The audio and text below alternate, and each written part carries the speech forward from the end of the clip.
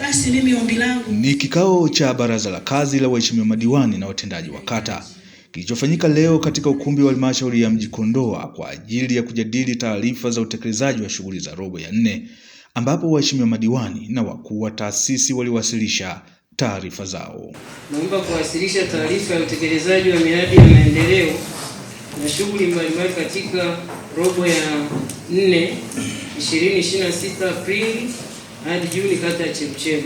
Ninaleta taarifa hii ya taasisi ya TANESCO kwa robo ya 4. Taarifa ya utekelezaji wa shughuli za maendeleo ya kata ya Sere robo ya 4 ya mwaka wa fedha 2025-2026. Katika kikao hicho, mkurugenzi wa halmashauri ya mji Kondoa ndugu Saidi Majaliwa amesema kuwa kata zote zinatakiwa kutoza tozo mbalimbali kwa mujibu wa sheria, lakini pia amewaomba waheshimiwa madiwani kushirikiana kwa pamoja na watendaji ili kuongeza ukusanyaji wa mapato. Tunapotunga sheria na kodi mbalimbali na tozo hazilengi kata fulani, zinalenga halmashauri nzima. Lakini pia niombe pia waheshimiwa madiwani, tuko hapa sisi ndio wenye viti wa kamati za maendeleo za kata, tuwasaidie watendaji.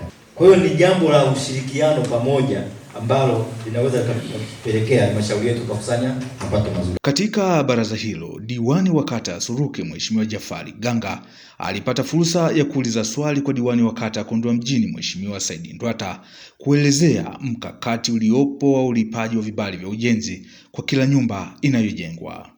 Ni mkakati upi ulionao kuhakikisha kila nyumba inayoota inalipia kibali cha ujenzi ili isaidie mambo mawili: kusanya mapato, lakini kuupanga mji, mtu asijenge kwa kusogelea barabara ama kwa kuharibu miundombinu iliyopimwa. Naomba nimhakikishie Mheshimiwa diwani kwamba kata ya Kondoa mjini watendaji wetu wamejipanga vizuri, kila kinachoota kinafuatiliwa, na sisi hatulimi kama tunapokubaliana, tunalima majengo. Kwa hiyo nataka nikuhakikishie kwamba kila jengo unaloliona tutahakikisha halmashauri imepata mapato yake. Baraza hilo limehudhuriwa na wakuu wa idara na vitengo, maafisa tarafa, wakuu wa taasisi, watendaji wa kata pamoja na viongozi wa chama, ambapo kwa pamoja wamejadili mikakati ya kuimarisha utendaji kazi ili kufanikisha malengo ya halmashauri.